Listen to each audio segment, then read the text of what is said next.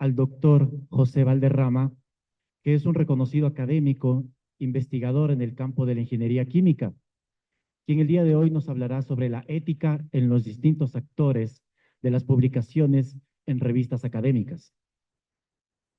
El doctor Valderrama es ingeniero químico y posee el grado de magíster en ciencias por la Universidad de Concepción en Chile. Posteriormente, obtuvo el grado de doctor en ingeniería química de la prestigiosa Universidad de Delaware en Estados Unidos. A lo largo de su trayectoria, ha incursionado en diversas áreas dentro del campo amplio de la ingeniería en procesos, destacándose por su sólida producción académica. Ha publicado en diversas revistas científicas y ha presentado sus investigaciones en numerosos congresos, tanto nacionales como internacionales, consolidándose así su impacto en la comunidad científica. Actualmente, sus líneas de investigación se enfocan en la aplicación de técnicas numéricas modernas a la ingeniería, particularmente en la estimación de propiedades de líquidos iónicos, soluciones salinas y en simulaciones de procesos industriales. Extendemos una cálida bienvenida por parte de la Universidad Técnica del Norte y agradecemos infinitamente por compartir sus conocimientos con nosotros. Por favor, demos la cordial bienvenida y un aplauso al doctor Valderrama.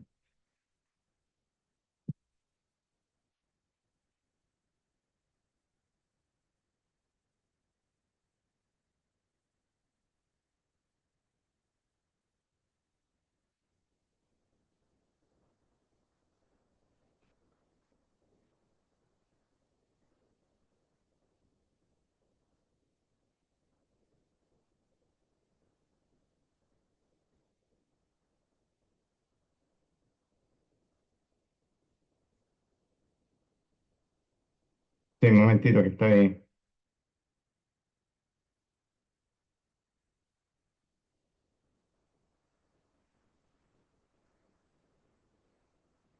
¿Se ve la pantalla bien? Bueno, muy buenos días. Gracias por la presentación y voy a dar inicio entonces a esta conversación sobre aspectos éticos en las publicaciones internacionales.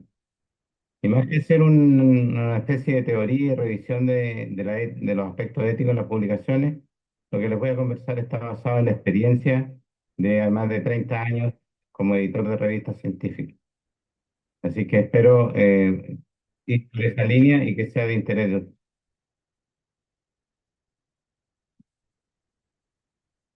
Yo creo que lo primero que habría que definir es ética, y hay cierta discusión en la literatura, pero la Real Academia Española de la Lengua la define como un conjunto de normas morales que regulan la conducta de las personas en cualquier ámbito de la vida.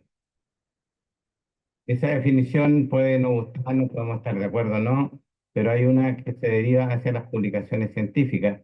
Y ética en las publicaciones en este ámbito se define como un conjunto de normas escritas o no escritas para definir el buen comportamiento académico y científico de los distintos actores del proceso. Y son los distintos actores bien importantes porque hay tres actores principales en el proceso de publicación, en todo tipo de publicaciones. Los autores, los que están más propensos a caer en falta de tipo ético, pero también los revisores y los editores. Y por eso hablaremos de los tres casos, enfatizando algunos aspectos basados, como les dije antes, en nuestra experiencia.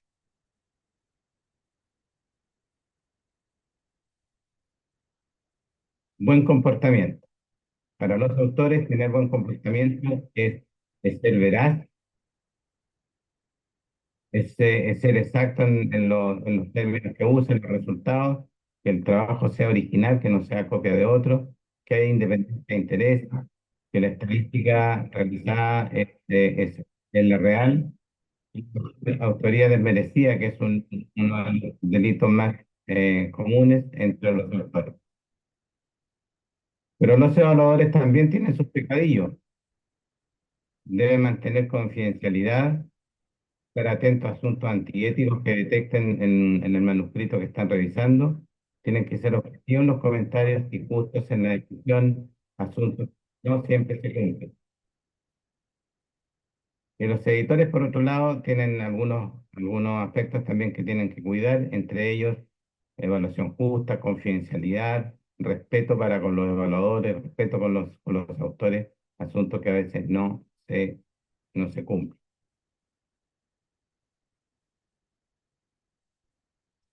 Estos aspectos éticos se han puesto más en discusión en los últimos años por varios aspectos. Uno, por el avance en la tecnología, que es mucho más fácil tener acceso a más información y por lo tanto cometer algunos delitos, pero también por la presión que reciben los investigadores de sus instituciones, de la institución encargada de la investigación, etcétera. Y la evolución en la academia se presenta bien con este dibujo que tengo aquí. En los años 70 había que publicar. Un académico que trabajaba en la universidad le pedían que publicara lo que pudiera, cuando quisiera, no había control ni incentivo. Después de los años, hasta el año 70-75, ya aparece este término que es muy en boga en el ámbito, que es publicar o perecer. Perecer desde el punto de vista de investigador reconocido, para formar redes, etcétera, no forma parte del mundo. Después, en los años siguientes, ya no solo había que publicar o perecer, era publicar en revistas de alto impacto o perecer. Y es más, después del año 2000 ya no había que solo publicar en revistas de alto impacto o perecer, sino que publicar frecuentemente, o sea, que aumentar el flujo de trabajos presentados y publicados en revistas internacionales. Y que además todavía, después del año 2010 ya no era necesario solo publicar o requisito publicar frecuentemente en índice de alto impacto, sino que además nos piden que sea del nivel Q1 o Q2, los famosos cuartiles. Esta presión ha llevado un poquito a muchos, no lo justifica, pero sí lo explica, a muchos autores a trabajar en el límite de la ética con respecto a su publicación.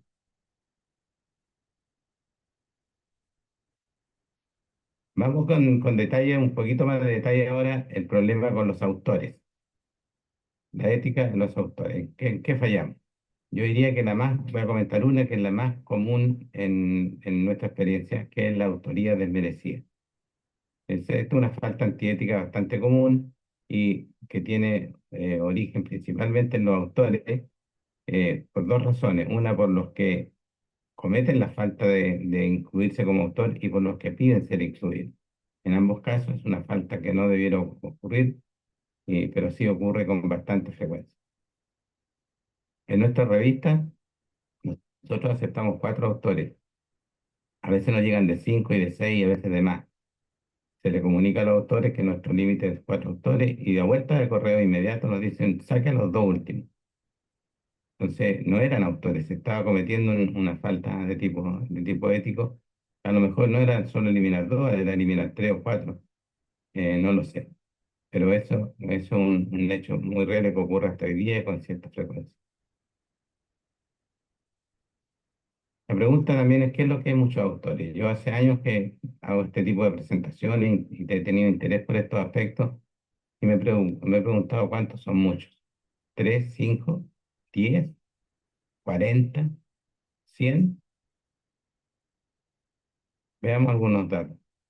Por allá por el año, debe haber sido como el año 88, el año 90, así cuando apareció este artículo, me llamó mucho la atención. Eran 74 autores de una sola institución.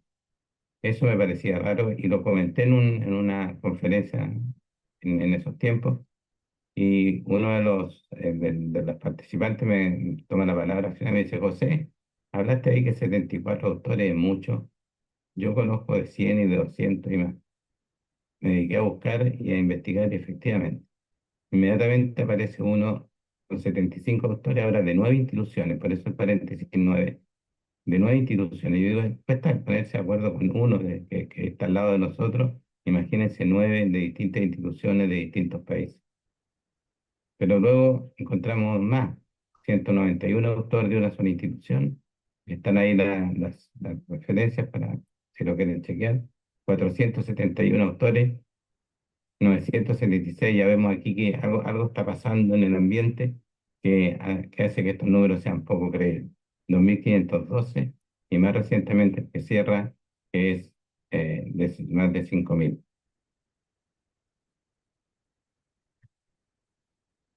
La pregunta es quién merece ser autor. Cuando llegan con muchos autores, los autores mismos son los que deciden.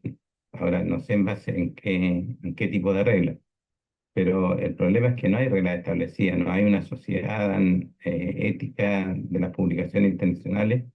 Yo recomiendo que hay que dar crédito al que se lo merece. Quienes se lo merecen son solo los que contribuyeron al trabajo.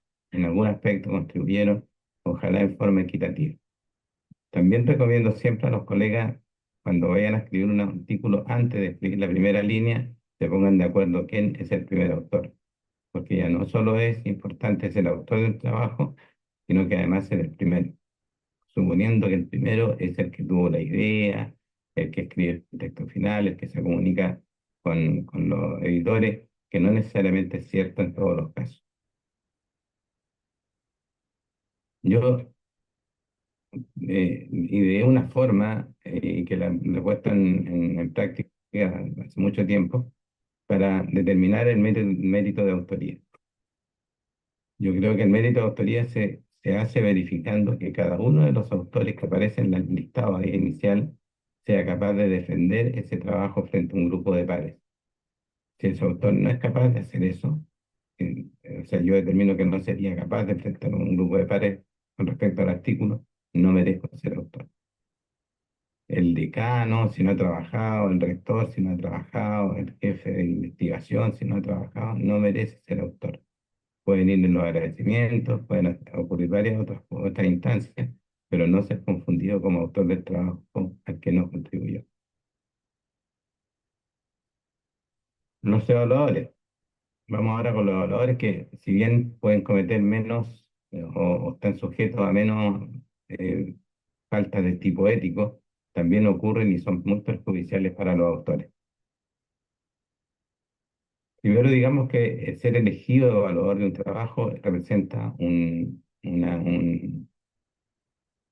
reconocimiento a la labor investigadora a la que el editor considera que yo tengo. Si yo recibo un trabajo para ser evaluado, estoy siendo reconocido, diciendo usted es capaz de hacer esto, creemos por sus antecedentes que son conocidos en la literatura, que es capaz de dar una opinión fidedigna respecto a este trabajo bajo estas condiciones, y se le pide que haga un informe. No existe otro procedimiento hasta ahora más apropiado que el arbitraje por pares, en sus distintas formas. Eso es más irrelevante.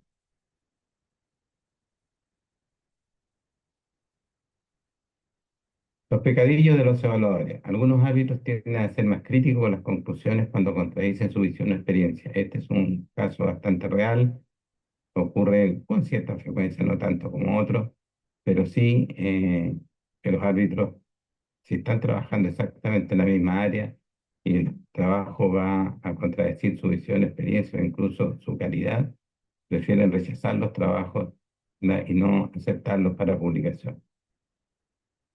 Hay evaluadores que rechazan un buen trabajo porque opaca el trabajo que ellos están preparando. Hay otros que exigen ser citados como en el manuscrito, ser citados para tener más citas y aumentar su índice de impacto. Nos dicen derechamente, el artículo, la revisión bibliográfica está incompleta porque faltan estos 6 artículos, los 6 del evaluador. Eso puede ser cierto, pero en casos muy aislados, no generales, como los que observamos nosotros. Otros revisores extralimitan a veces sus apreciaciones con juicios de valor que van más allá de lo que yo puedo percibir en el manuscrito. Entonces, ¿y a qué se refiere esto? Y ayer en una conferencia de Álvaro mencionó que las versiones iniciales, perdón, los informes de los árbitros son revisados y evaluados y alterados por el comité editorial si es que contienen frases que son ofensivas para los autores. Tengo algunos ejemplos para que vean y a qué se refiere con esto. Comentarios que hemos recibido hasta la fecha, una selección. Se trata de un autor sin experiencia. O sea, aparte de hacer los comentarios, que el trabajo es novedoso, que el trabajo aporta conocimiento, que la revisión bibliográfica está bien hecha y es completa, etcétera. En algún momento alguien dice, se trata de un autor sin experiencia. Es una ofensa que no se detecta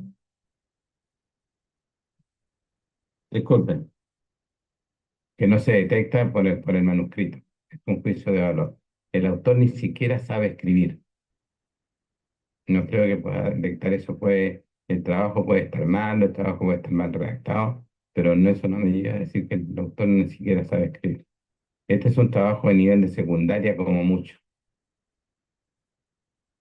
El autor muestra total desconocimiento del tema. Eso no se puede percibir con, con leer el manuscrito. Y hay más. El trabajo no tiene mérito científico, es un mero manual de usuario. Me ofendería si me llegara a eso. Como mucho, esto es una tarea de un curso de pregrado. Hay otras peores. No debiera ser aceptado en esta revista ni en ninguna otra. El escrito ofende a la literatura científica. No hace falta hablar de este artículo, tírelo solo tírelo a la basura. Creo que todo esto no debe ir y alguna vez hemos cometido el error de dejar algunos de estos comentarios causando, por supuesto, un malestar y una queja por parte del autor. Los editores. Los editores, por otro lado, también están sujetos a ciertos límites que a veces los cruzan. Uno de los principales es la asignación de evaluadores, los que buscan el lado fácil o los que buscan el lado complicado. Si yo no estoy muy de acuerdo como editor, no estoy muy de acuerdo con el tema que me acaba de llegar y no tengo suficientes excusas para rechazarlo, voy a dejarle esa misión a los evaluadores, voy a mandárselo a estos fulanos que yo conozco que son muy exigentes y seguro lo van a rechazar. Por inversa, se lo mandan a evaluadores que son usualmente livianos para que el trabajo sea aceptado. En muchas revistas, los editores solicitan que se mencionen 4 o 5 potenciales evaluadores. Y usualmente el autor lo que va a hacer es mencionar a los que conoce, a los que tiene alguna relación, o puede ser incluso los amigos. Por lo tanto, no es muy conveniente desde el punto de vista editorial enviarle el manuscrito a los evaluadores sugeridos por los autores. Otros editores rechazan los trabajos por otros motivos. Incluso Snoopy estuvo preocupado algún tiempo por esto y recibió una carta. Gracias por enviar el artículo a una revista, le dice el editor. Para ahorrar tiempo le adjunto 2 formularios de rechazo, uno por este artículo y otro por el próximo que decida enviar. No me gustaría recibir este mensaje, por cierto. ¿Qué debemos hacer como editores? Como editores podemos hacer varias cosas que apunten a bajar el nivel de falta a la ética en las publicaciones. Enfatizar en la introducción a los autores, que no se puede copiar, que no se puede plagiar, que, que las referencias tienen que ser las correspondan, que sean actuales, que sean verdaderas, que los datos sean fidedignos. Exigir la firma de una aclaración simple donde se comprometen los autores a, eh, indicando que el trabajo es original, que no ha sido copiado de otra parte. Incluso hoy día nosotros estamos pidiendo a los autores una declaración por uso de la inteligencia artificial. No estamos en contra del uso de la inteligencia artificial, solo que los autores deben declarar para que los revisores también tengan en cuenta y al revisar sepan ellos que se van a encontrar con temas parecidos porque fue hecho con inteligencia artificial.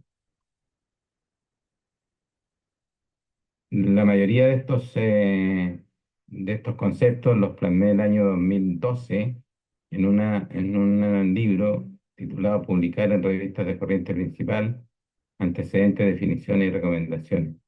Y el año 2022, 10 años después, hice una versión revisada, que es la que se muestra en la pantalla, abril de 2022, donde está la mayoría de estos conceptos y muchos otros. Yo creo que es muy útil para los investigadores, para los noveles principalmente, pero también quienes tienen cierta experiencia pueden encontrar alguna ayuda de interés en este libro. Este libro lo pongo a disposición de todos los participantes de TESIE. Les solicitaba, o les solicitaré a los organizadores para que lo pongan a disposición lo más pronto posible y lo puedan usar si es de utilidad, que yo creo que sí. Con esto quiero agradecer a ustedes por la atención, al Congreso TESIE por invitarme. Lamento no haber estado con ustedes en forma presencial. pero espero que en el futuro lo podamos hacer. Muchas gracias y estoy atento a sus consultas.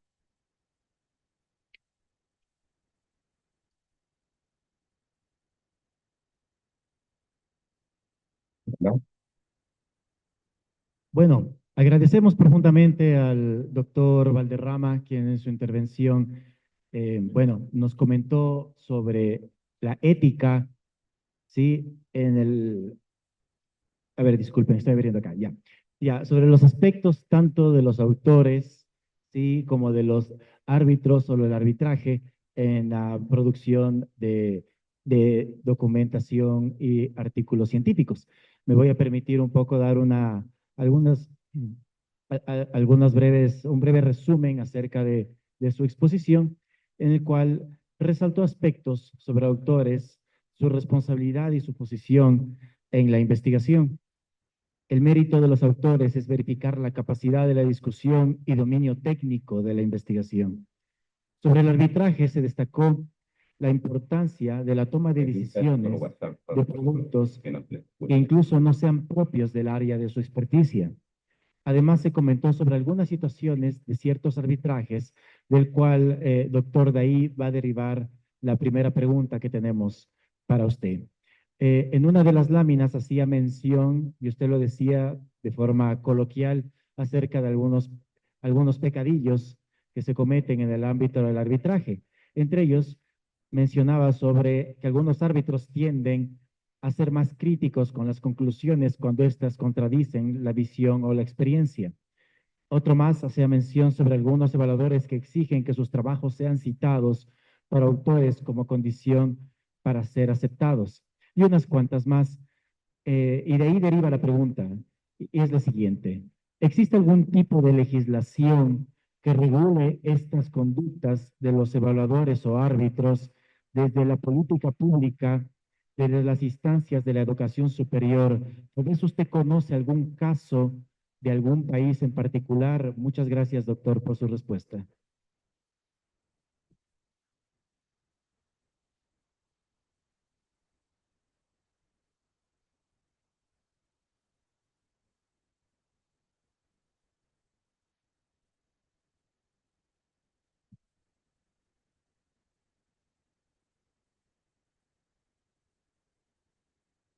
No realmente. Dije algo al principio en asunto ético que no existía una institución internacional, gubernamental, formada por distintos países que regule de alguna forma las faltas antiéticas.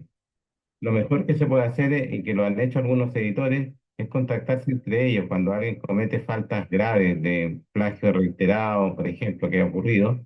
Los editores se comunican entre ellos diciendo que este autor no comete estos pecados que no debieran ser admitidos, pero también ha ocurrido que después los autores se cambian de nombre y siguen cometiendo las mismas faltas. No existe, lamentablemente, eso. Y vamos a castigar a los evaluadores si cometen falta. Entonces no vamos a tener evaluadores que quieran después evaluar los trabajos futuros. Así que debiera existir algo, aunque no fuera impuesto, pero que sirviera de guía para evitar estas malas prácticas. Eso, esa es mi respuesta. Ok, doctor, muchísimas gracias por su respuesta.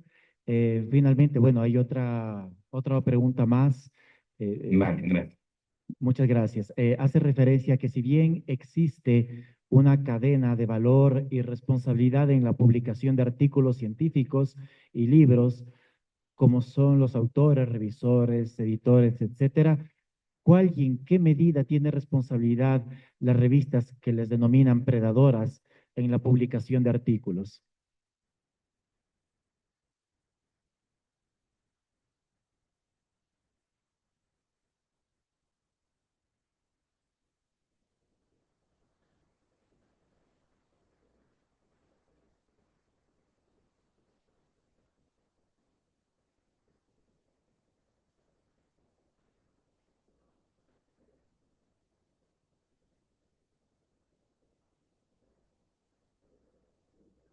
Bueno, el método actual, como lo indiqué antes, el único conocido hasta ahora que se puede mejorar, cambiar, etcétera, pero sigue siendo la evaluación por pares, la evaluación por otros.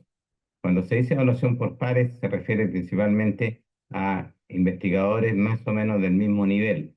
El nivel no significa que hayan publicado aproximadamente lo mismo, que sean, tengan cierto prestigio, que se conozcan en el ambiente de su investigación.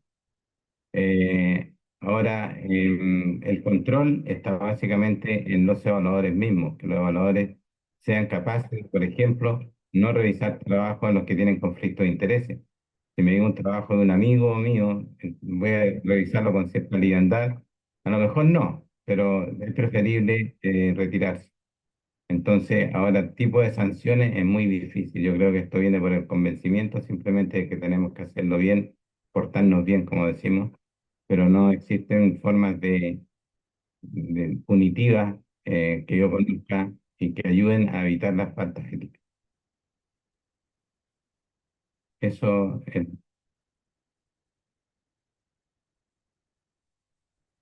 Bueno, agradecemos profundamente al doctor José Valderrama por su intervención.